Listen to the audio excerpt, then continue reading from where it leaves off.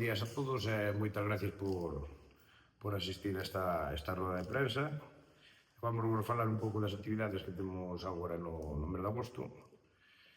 que, bueno, pois unha que vamos a ter en todos os lados generalizada, que é unha locura, que se pide en todos os lados que hai que facer algo o día do eclipse. Entón, o 12 de agosto, pois, si vamos a facer aquí unha actividade no Castelo. Por tema de espacio, pois será unha actividade limitada a 30 personas máximo, porque farase desde a terraza da torre arriba, entón máis non colleríamos ben. Entón,